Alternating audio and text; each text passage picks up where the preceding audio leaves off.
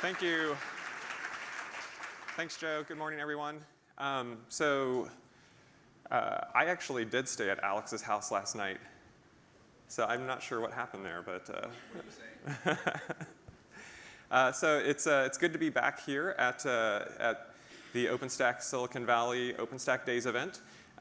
This is the third one that we've done here in Silicon Valley, but we do a number of these 1 or 2 day events all over the world. We're doing them in about 30 countries this year, and I've had the privilege to go to many of the ones that have happened already.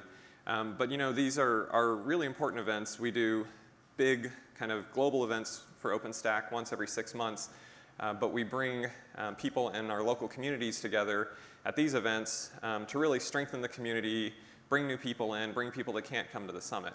And you know, the OpenStack community is massive and continuing to grow. And one of the things that I wanted to do to kick this off is to invite one of the people who has worked to build the local community here in the Bay Area over the last few years into one of the largest groups that we have in the world, to talk a little bit about what's happening here for a few minutes. So please help me welcome Lisa Marie Namphy.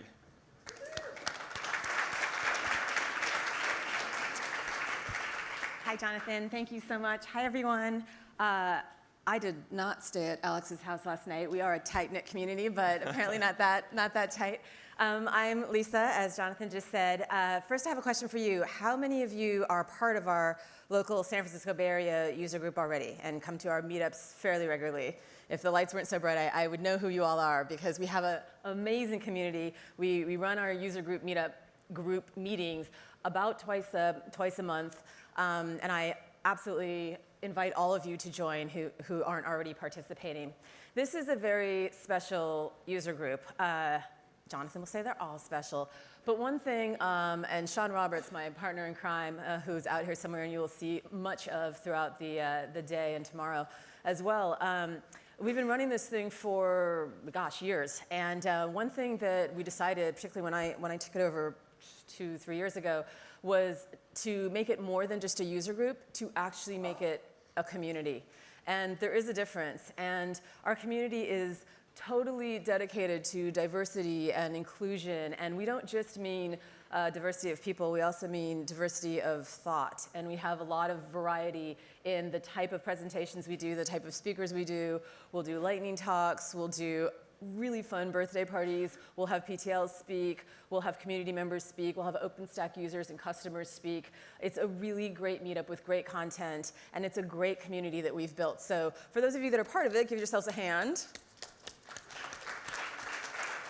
For those of you that aren't part of it yet, you can get involved tragically easily. It's meetup.com/OpenStack. We were the first one, so we snagged that title. So meetup.com/OpenStack, and that is your SF Bay Area community. And you'll see our calendar. We have a couple of great presentations coming up. Robert Starmer, who you'll have a chance to meet throughout the lobby and the networking sessions, is excellent, and he's speaking on containers in OpenStack. We have PTL speak regularly. If you want to speak, if you're a community member and if you have something you want to say, just contact me. You can contact me through the meetup.com/OpenStack group and ping me, and I will get you on the agenda. If you want to host one of our meetups, you're also welcome. We host most of them either at HP in Sunnyvale or in San Francisco. We're starting to do more in the East Bay, so coming to a city near you. So just let me know if you also want to host a meetup. We work very, very hard to keep the content community oriented, so we're not going to let you go out there and do a vendor commercial. You can, show a demo if your product is somehow contributing to OpenStack and contributing to the community. So we keep the content very relevant for you and very relevant for OpenStack, and we encourage you all to participate. So thank you very much. I'll be here for the 2 days, and you're welcome to talk to me and ask me any questions. Thank you, Lisa Marie. Thanks, Jonathan.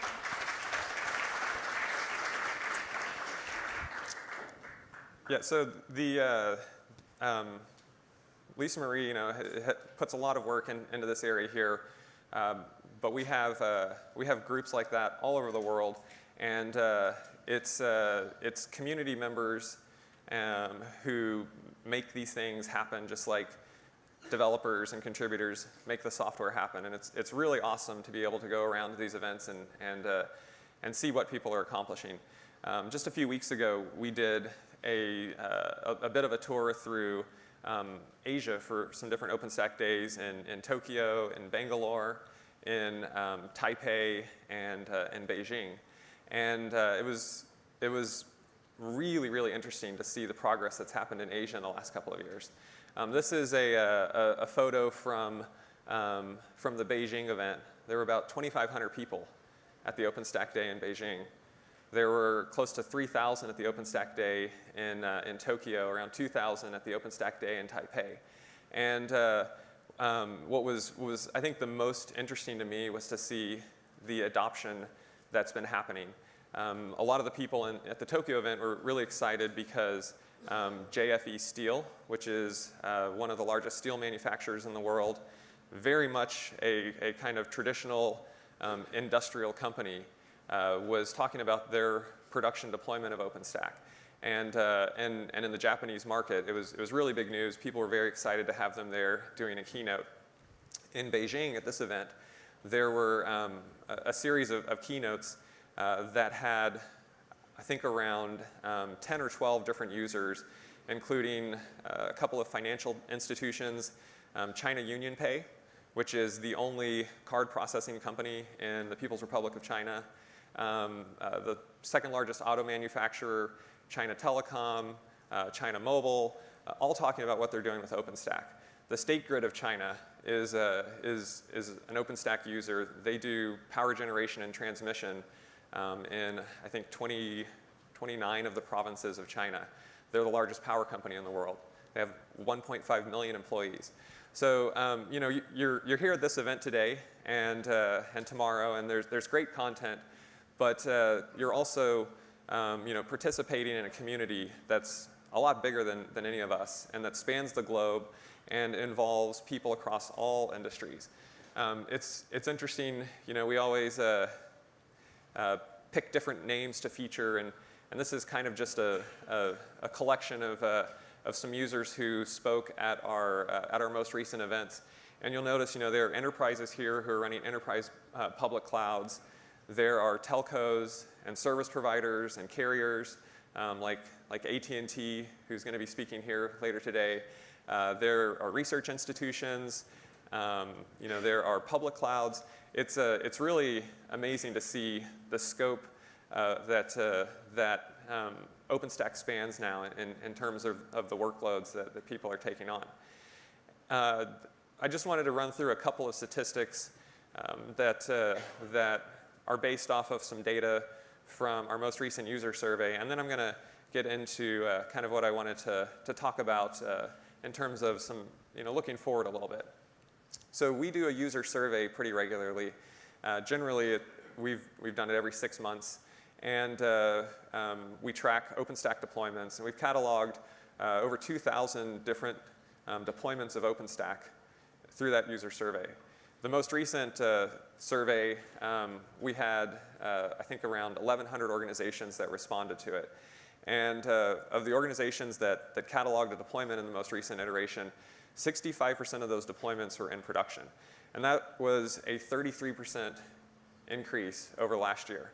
So this is real workloads that are moving onto OpenStack. The other thing that was interesting is we always ask people, what are the business drivers for why you're choosing OpenStack? And 97% of them picked standard APIs, basically, standardizing on a platform to manage their compute, storage, and networking. So this is something that's obviously very important. And in the community and the foundation, we launched the OpenStack Interop program last year, which you can find products and services that are participating in that with this OpenStack powered logo. We have about 40 different products and services that are in this program now. We launched that last year, and it's been a good start, but there's still a lot more work to do in terms of making Interop truly at the state that it needs to be. But seeing that 97% of users care about that is a really important piece of data for me, and something that I think for those of us who are working in the community, can give us some direction and some focus on the kinds of things that we work on. But when you look at that, you look at the global growth, you look at the fact that deployments are moving into production, it's really encouraging for me, and hopefully for all of you who are working in the community, who are building products and services, and contributing to the code, that's encouraging for you as well. There seems to be like a little hot zone right here. I'll stay away. One of the other stats that I thought was interesting is we track Net Promoter Score. How many of you are familiar with what Net Promoter Score is? Okay, cool. So quite a few. It's basically kind of a standard method for surveying customer satisfaction, and it's one question. It's a 0 to 10 scale. It's a 0 to 10 rating. The scale is actually -100 to +100 because it's possible that everyone hates your product so much that you would get a -100 Net Promoter Score. In the software industry, the average is around a 20. So for OpenStack, we've been asking this for the past few surveys that we do, and our overall Net Promoter Score across everyone who responds has gone from a 20 to 29. And for people who are actively running an OpenStack deployment, who've gotten to the point of having a deployment of OpenStack, the Net Promoter Score for them is actually closer to 40. So that's something that to me shows again that we're moving in the right direction. We've made a lot of progress, and we are working on things that really matter to people who are trying to get real business done out there. But part of what we want to talk about is what does the future look like, and how do we get there, and what's our role in it? I think it's important for us to think about that. I think that one of the things that just hits me the more that I'm able to travel around and talk with different companies, different organizations. We have had quite a few opportunities to interact with governments around the world this year. But it's just very clear that everything that we do as humans for the next century is going to depend more and more on increasing capacity for computing and data processing. Every breakthrough, every discovery, every advance that we're going to make is going to depend on computing power. And ultimately, as that computing power expands and grows, we have to change the way that we provision it and that we manage it. That's what OpenStack is really all about: programmable compute, storage, and networking. When we started out, that was, I think, not necessarily the scope of what we thought we were taking on. But it's clear that as happens so often with open technologies, you put it out there and people find new and incredible uses for it, and they kind of help you expand your horizon and expand your viewpoint on what's really possible. And we are at a point where we have an incredible opportunity to play a big role in giving the world that computing capacity that it's going to need. And I think that it's critical too that that capacity is not locked up in a few organizations, a few governments, a few companies. And so having an open, viable, powerful set of tools to enable that is extremely critical. And that is, I think, where OpenStack really comes into play. If you look at the way that a lot of the players in this space are kind of playing the game, they're playing it in kind of a winner-take-all fashion. They view it as, I think, almost like a zero-sum game. And in order for them to continue to succeed and grow, they need to be taking market share and taking business from other people. But because of the scale of what we're talking about, and because of the scope of what this industry is now able to do, it's really a positive-sum game. And so it's actually an opportunity to move from this mindset of versus to and.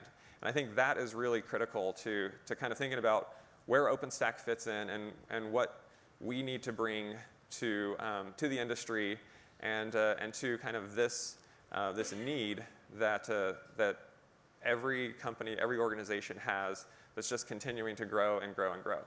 So what does that mean? What role does OpenStack have if this is a positive sum game, and how do we make sure that we continue to do it?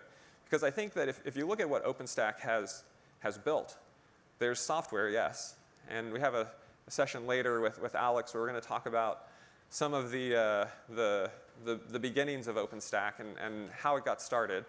And there's definitely software. There are events, there are people, there are users, there are all these things.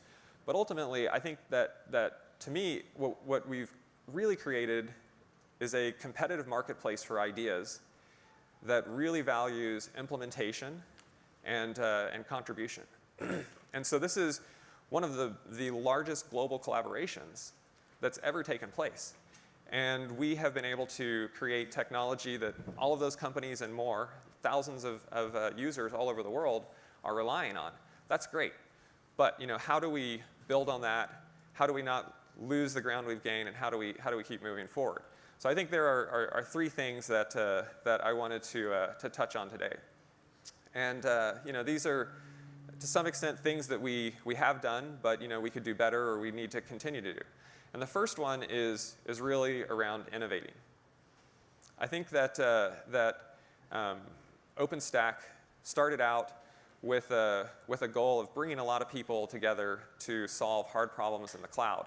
And people came in and they felt like, this is a place where I can go, and if I put the effort in, I can make a difference, and I can really start to build something and see it happen.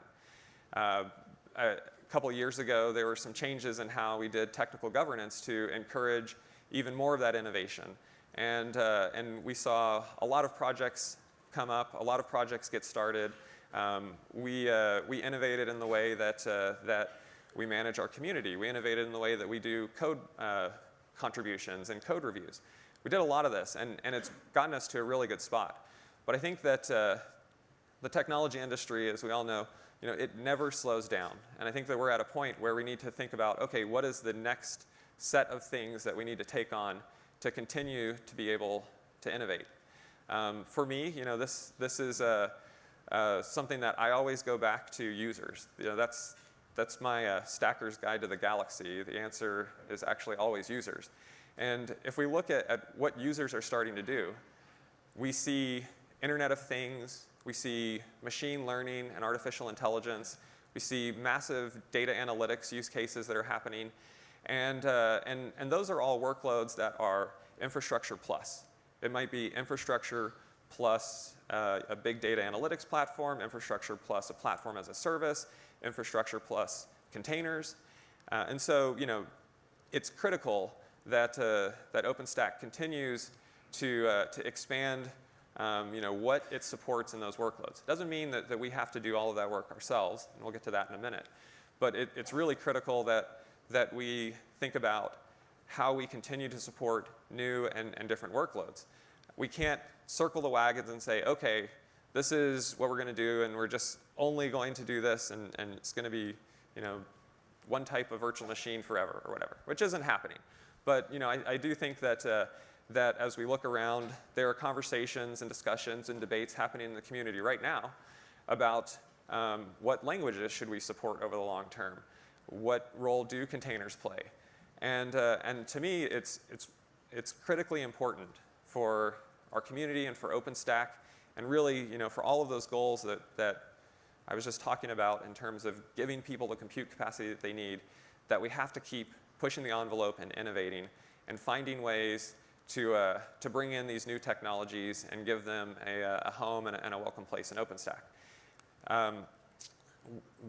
One of the sessions that's later today, I mentioned earlier, it's going to be AT&T. And if you look at what AT&T is doing, they are totally transforming their network and totally changing the way that they run their systems. To do that, that is a new use case that was not on our radar at all when we started OpenStack 6 years ago. And so you can't take the same approach that we started out with to meet these new use cases. You can follow the same patterns and the same frameworks, but we also have to be ready to support these new use cases. So the first one is, innovate, make sure that we continue to be a place that is welcoming new ideas and new approaches as the industry just continues to grow and change. The second one, which, like I said earlier, this isn't about doing it all ourselves, but collaborate. How many of you were at the OpenStack Summit in Austin? Okay, quite a few. Cool. So on the second day, Mark Collier gave a keynote, and he talked about collaborate or die. And that is something that Mark and I feel really strongly about. This is, again, going back to a positive sum game. This is an opportunity right now to put together incredible tools that are being built in different communities in new ways to build the best system for users and for application developers. One of the analogies that Mark used was the LAMP stack. The LAMP stack, Linux, Apache, MySQL, PHP, those were all different open source technologies that were built by different communities. There's obviously some overlap. There were license differences, there were contribution process differences, but ultimately they came together to create a stack of technologies that totally changed what people thought the World Wide Web was. Prior to the LAMP stack, the World Wide Web was mostly static content. It was mostly static HTML. And if you wanted to do dynamic web applications, it was pretty difficult. You were doing Perl or even C and CGI, and it was something that was much more of a challenge to create truly dynamic interactive web applications. The LAMP stack came out, put together a framework that unleashed web application developers, and yes, also unleashed a lot of bad PHP code. But unleashed, an incredible number of dynamic web applications and really changed the way that we think about what the internet and what the World Wide Web is. Now you just assume that every company you work with is going to have a website. You can go there, view your bill, pay your bill. It wasn't that way 15, 16 years ago. And so I think that that was one phase of kind of application innovation. I think that we saw the next phase was around mobile with iOS and Android that put together frameworks. Again, there were ways that you could build applications on phones before that, but they really created these stacks that unleashed tens of millions of mobile applications.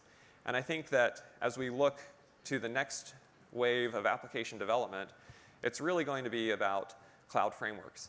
And it's not going to be just one set of APIs and one set of providers, because the scope is, again, tens of millions, hundreds of millions of applications. You're talking about machine learning, algorithms, autonomous vehicles, autonomous ships, trains. All of these things are going to require massive amounts of computing and data storage.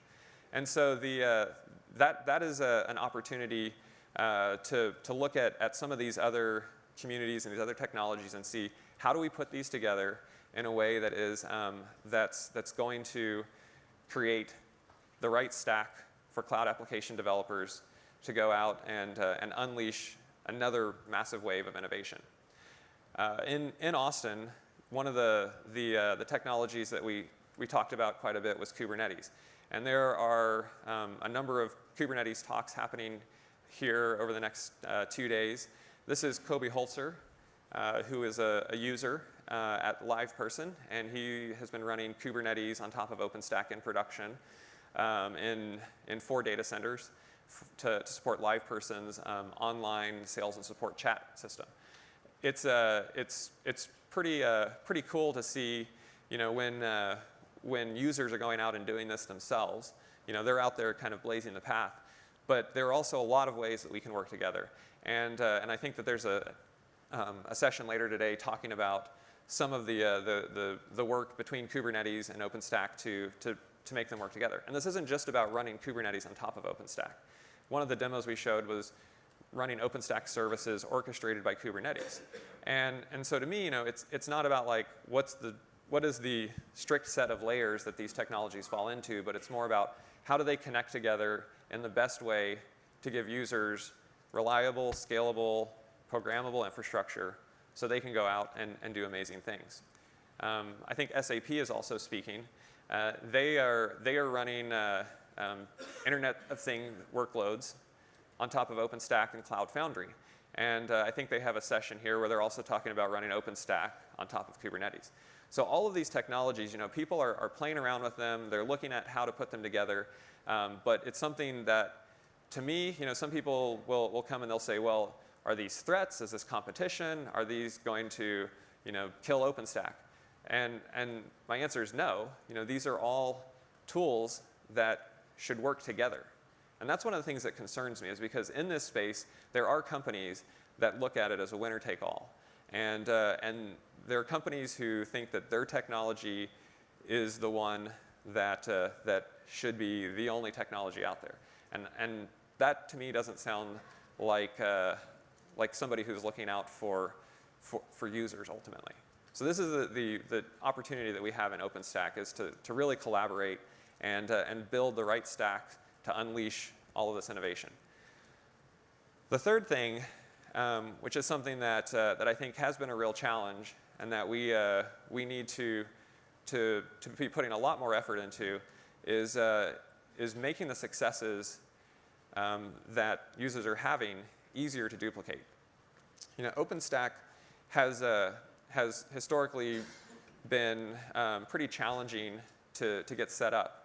If you look at the last couple of releases, there have been massive strides made in the ability to install it and to manage it and to upgrade it, the basic operations of it. But Alex earlier talked about how it's not just a technology problem. And a lot of the challenges that users face go beyond the technology to the culture and the processes and the people that they have to work with inside of their organizations.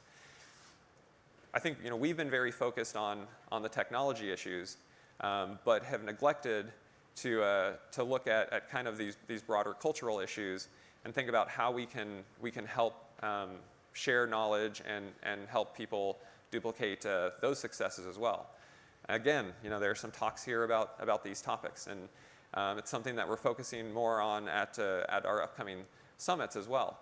But the fact is that there are incredible success stories out there.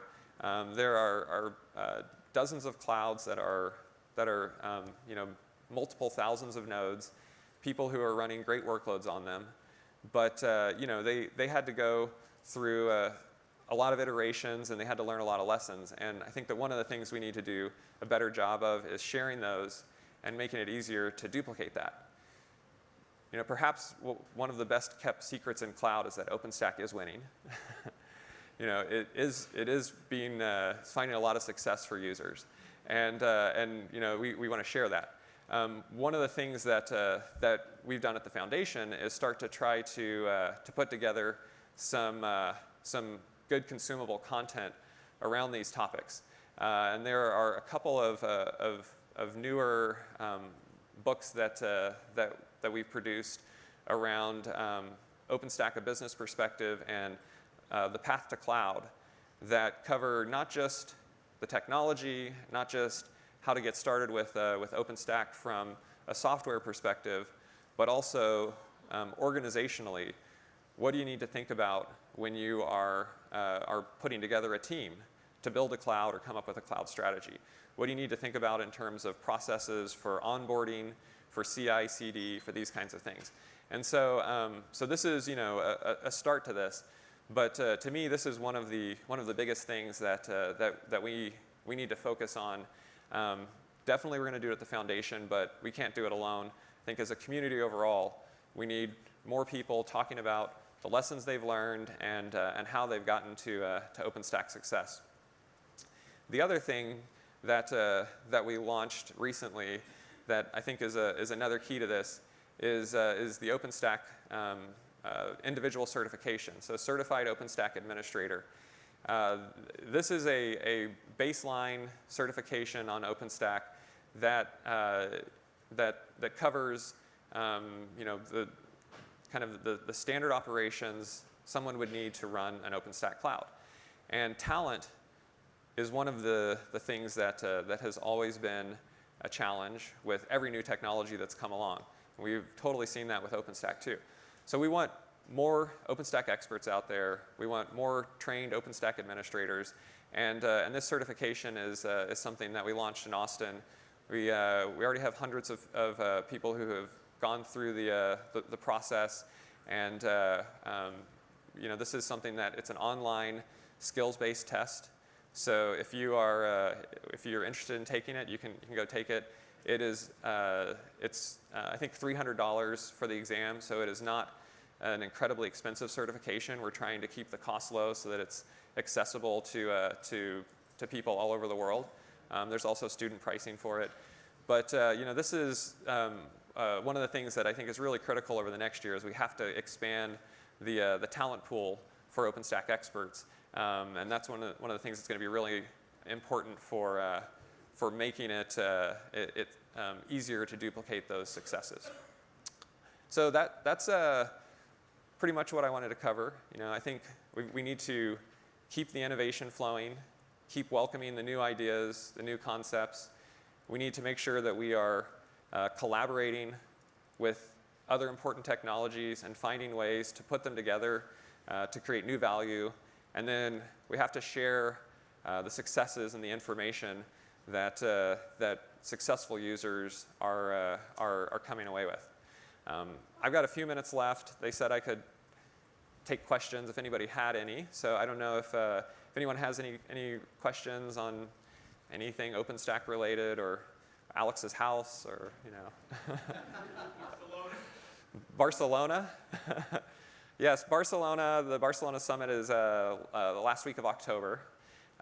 So if that is our next event, and hope to see you there. And we'll be in Boston next May for the OpenStack Summit in 2017. Thank you, Lou. Any questions? Oh, yes. Is there courseware available for the certification? Courseware for the certification.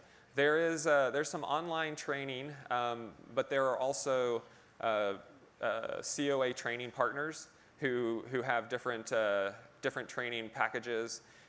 If you go online to openstack.org/training, you can see a list of the people who have that. And some of that training is like an intensive week-long boot camp. Some of it is online, but openstack.org/training is the place to go find that. Anything else? Oh, yes. The certification, how long is that valid? Do we need to keep renewing it? It's 2 years, yes, 2 years. So it's valid for 2 years, and then you can take a refresh exam. Yes? Just further to the training, I know there had been a past initiative around OpenStack training that was collaborative, community-driven, like including the courseware. Is there an intent, Jonathan, to bring that back in and kind of put focus to it? Because I know there's a lot of folks here that probably contributed to it and would love to rebuild that. Yeah, so the community-built training material, I was really excited about it. It seemed like it kind of just started to lose a little bit of steam.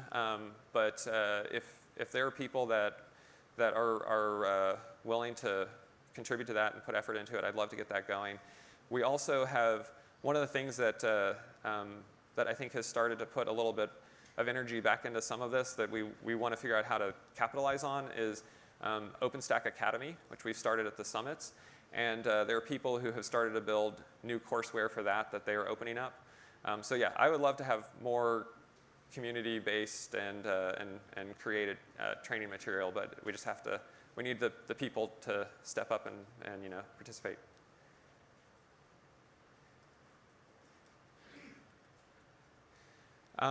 Those booklets that I mentioned, we do have physical copies of them, and Heidi Joy here is holding one up. So if you don't want to go download the PDF and you'd like to have the physical version, they are here at the event, and you can grab one and take it home. All right, cool. Well, thank you very much, and I'll turn it back over to Joe. Thank you.